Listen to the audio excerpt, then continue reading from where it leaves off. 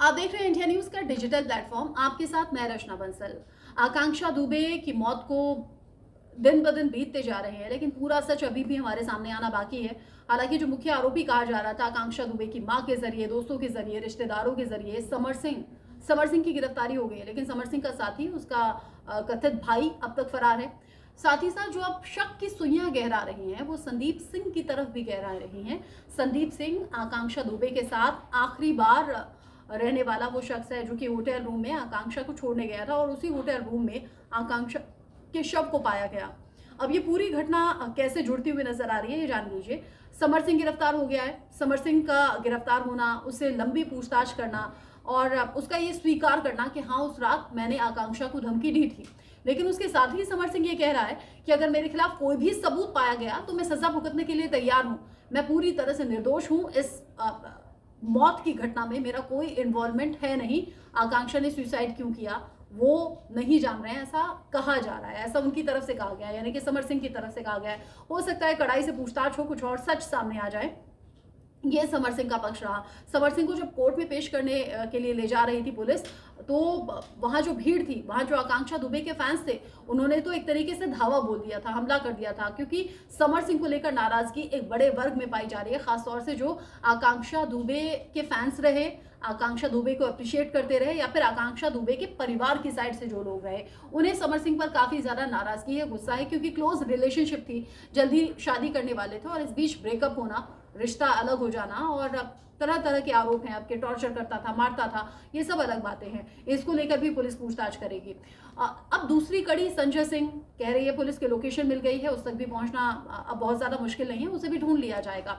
लेकिन जो तीसरी कड़ी है उस रात की, संदीप सिंह जो आखिरी बार आकांक्षा के सबसे क्लोज रहा था, आकांक्षा जो कि मौजूद थी वहां शूटिंग के लिए, ऐसे में वाराणसी में शूटिंग के लिए जाना, 2 दिन शूट नहीं होना, फिर 25 मार्च की रात को पार्टी रखना, एक बार में जाना जहां पर सिर्फ कपल्स को एंट्री है।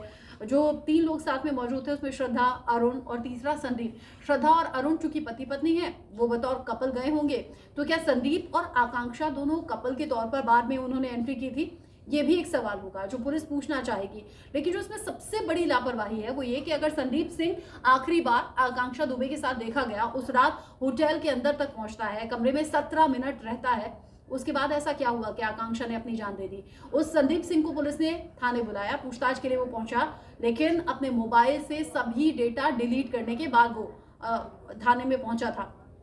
थाने में पहुंचता है, पूछताछ होती है और पुलिस उसे जाने देती है, लेकिन मोबाइल से उसका डेटा रिकवर कर लिया गया है। ये सबसे बड़ी लापरवाही है कि संदीप सिंह को जाने दिया गया, क्योंकि अब जब पुलिस संदीप सिंह से पूछताछ करना चाहती है तो संदीप सिंह फरार है, उसको लेकर जानकारी कुछ मिल नहीं रही है। लेकिन मोबाइल से जो डेटा डिलीट उसने किया था, क्योंकि मोबाइल कब्जे में पुलिस ने ले लिया था उसका, मोबाइल से जो डेटा डिलीट किया था वो सभी रिकवर कर लिया गया है। और हैरानी की बात यह है, इस संदीप सिंह के मोबाइल से 3 से 4 लड़कियों के आपत्तिजनक फोटोज और वीडियोस मिले हैं और इनकी संख्या 300 से 400 तक है, मतलब बहुत सारे फोटोज और वीडियोस।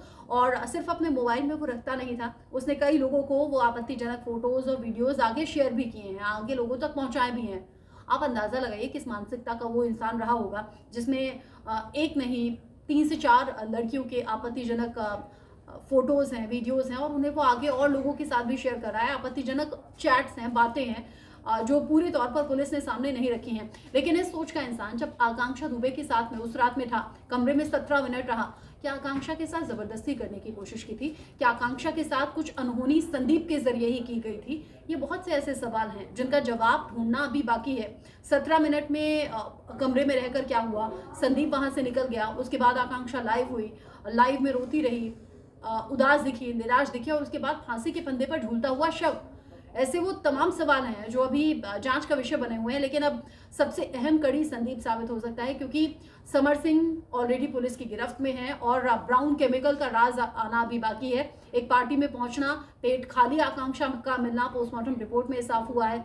अल्कोहल नहीं था, खाना नहीं था, 11,000 से ऊपर का बिल था। ब्राउन केमिकल 20 से 25 ml ब्राउन केमिकल आकांक्षा के पेट से मिला है। तो क्या ये केमिकल संदीप के जरिए दिया गया, या फिर जो रास्ता था वो 15 से 20 मिनट का था, लेकिन 2 घंटे के करीब का वक्त क्यों लगा होटल पहुंचने में? क्या रास्ते में कुछ हुआ? क्या रास्ते में रोककर किसी ने बदतमीजी की? क्या ये जबरन ब्राउन केमिकल वहां दिया गया? ये तमाम ऐसे सवाल हैं जिन्हें जांच रही है पुलिस, पता लगा रही है। जैसे ही और जानकारी आएगी आप तक पहुंचाएंगे। लेकिन आकांक्षा दुबे की मौत को देखकर ये जो गुत्थी उलझती हुई नजर आती है, आपको क्या लगता है दोषी कौन हो सकता है? समर सिंह, संदीप सिंह, या फिर कोई तीसरा या चौथा, या क्या आकांक्षा ने खुद ही सुसाइड किया होगा? तो उसके पीछे वजह क्या हो सकती है?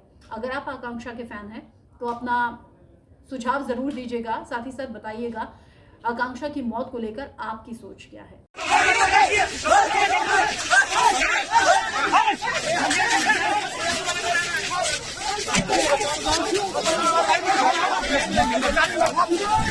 समझ ठीक